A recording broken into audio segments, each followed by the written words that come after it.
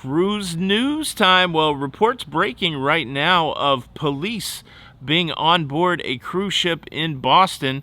Also, we have two cruise lines that, well, when it comes to Bermuda, they're just done. They're tired of the testing requirement. They're canceling stops there.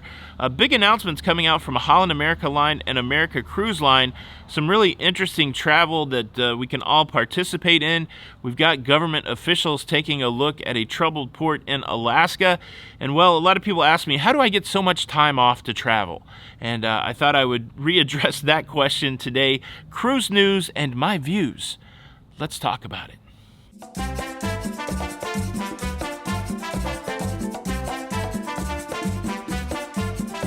Hey, what's up, everybody? Welcome to Lido, Loca. I'm your host, Tony, here with the latest cruise news updates. It is, Wednesday, the 14th of September, 2022. It's about 9 o'clock in the morning, a nice balmy 80 degrees here on the nature coast of Florida. I'm just about 45 minutes north of Tampa, and later on today, I'll be down in Tampa at the International Airport. A travel day for me today as I make my way to Las Vegas, Nevada.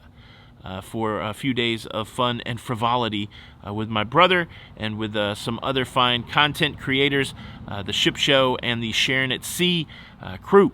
So I'm excited for that. I will try to share some of my Las Vegas adventures with you. But let's talk about cruise news story number one. Reports are coming out from Boston this morning that the NCL Breakaway has been boarded by state troopers investigating an assault charge that was called in to them.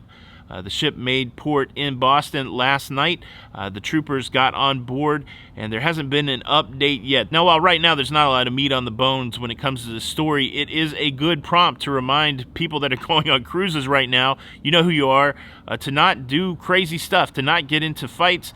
You're going to have to pack your patience. You're going to have to pack your tolerance and let some of the stuff go that makes you upset. I know sometimes these things are fueled by alcohol and adrenaline and those kind of things, but if you get in a fight on a cruise ship, you run a real risk of a lot of different things. We see this happening right now in Boston.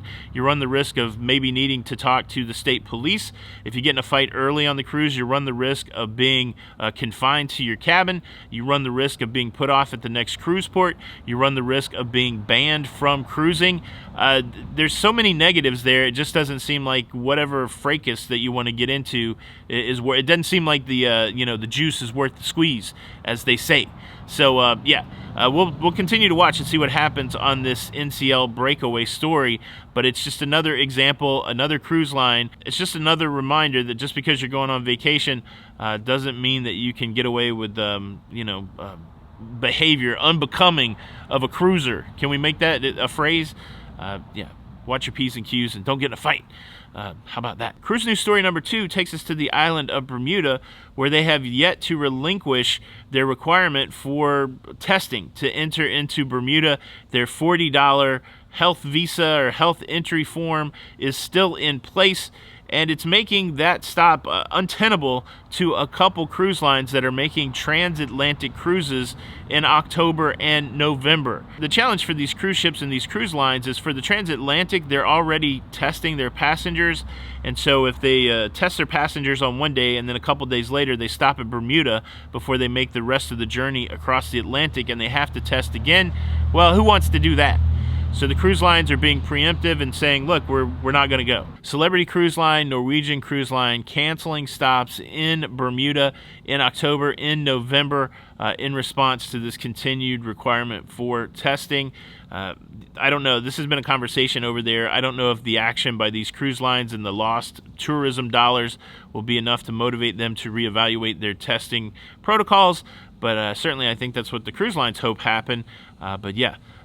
Those two cruise lines not going to do it. Cruise news story number three. Let's talk about this big announcement coming out from American Cruise Line. So American Cruise Line is the riverboat company here in the United States. They have a variety of riverboats that accommodate around 100 passengers, and they cruise on the waterways in the U.S. Now, they've got an interesting announcement coming out for a land and sea cruise. This is going to be a 15-day itinerary.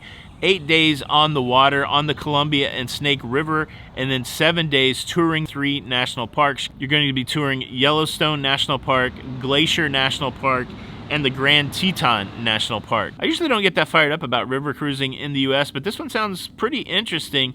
Of course, you're going to be retracing the route of Lewis and Clark, and these national parks are something to see on their own. A lot of people just journey to the national parks. For me, I've been super fascinated with Yellowstone since I've seen this documentary about rock climber Alex Honnold. It's called Free Solo, and this guy, he climbs without a rope, which is crazy. Like, you knew the guy survived watching the documentary, and this documentary make you want to fall off your chair watching him climb El Capitan in Yellowstone. I would love to go to Yellowstone just to see that from what I saw in the documentary. I don't know, does this sound like your cup of tea? Is this something that you would do? Would you like to cruise the Snake Columbia rivers and go to those national parks? Leave a comment below. Cruise news story number 4. We talked just the other day about a new itinerary being released by Disney where they would be going to the South Pacific. Well, Disney not the only one with a big announcement for the South Pacific. Holland America coming out with their 94-day Grand Australia, Grand New Zealand voyage. 94 days, primarily on the west coast of the United States, through the South Pacific, down to Australia and New Zealand on the Volendam. This sounds like an amazing cruise. This grand voyage kicks off on January the 3rd, 2024 on the Volendam with 43 port stops in Asia, the Pacific, Australia, and New Zealand. Now, if you don't want to make a 94-day commitment, they also have 2 shorter legs of this. They have a 58-day segment from San Diego to Sydney, so that'll get you from the U.S. down to Australia. Or if you are in Sydney, if you want to fly into Sydney and get back to the United States, you can do a 36-day segment from Sydney back to San Diego. In all honesty, these kind of cruises are really my dream cruises. Of course, they're going to be expensive, right? I think it's going to cost close to $20,000 to do the full 94 days, probably in an inside cabin. That's without paying for excursions and other things. That's just to get you into it. So that's a lot of scratch to put together, but this is some epic bucket list type cruising. I'm interested. I'm going on Holland America in just a couple weeks for the first time, and I don't know. If you had the scratch, if you had the time, would you do this kind of cruise? Would this really get you to where you... Who wants to go to Australia? That's what I want to know. Is Australia on your bucket list? New Zealand on your bucket list? How about the island of Komodo Island, where the Komodo dragons are? Is this on your bucket list? If so, leave a comment below, or leave a comment below either way. All right, I got one more big cruise news story about the government going to Alaska to survey what's going on in Skagway, and I also have to tell you about how I get so many days off to travel. But before I get there, let me quickly invite you to subscribe. If you like staying up to date with everything that's going on in cruising, please consider subscribing with the notification bell on. That way you don't miss out on any of these episodes. Thank you in advance. Do you remember Senator Murkowski from Alaska? Senator Murkowski was the main reason there was an Alaska cruise season in 2021. She went to bat for her state to get an exemption to the Passenger Vessel Services Act, which allowed cruise ships to bypass Canada and go to Alaska. Without her efforts, there would not have been any any 2021 season in Alaska for cruise lines, for cruise ships. The cruise industry definitely owes her a debt of gratitude. Well, Senator Murkowski is in the news today because she is doing a tour of cities in Alaska, and one of the cities she stopped at is Skagway to check out what's going on with the rock slides there. If you've been tracking along, rock slides have essentially shut down the White Pass Rail Pier in Skagway, and it's caused some cruise lines like Norwegian to cancel their Skagway stops to go other places like Icy Strait Point, and this is a big problem for Skagway. Senator Murkowski pointing out that Skagway not only a cruise port, but one of those gateway ports to get to Canada. You can get to Canada by going through Skagway. And so Skagway not only important for the cruise business, but important for Alaska in general. She's there assessing the damage in Skagway, like I said, other cities.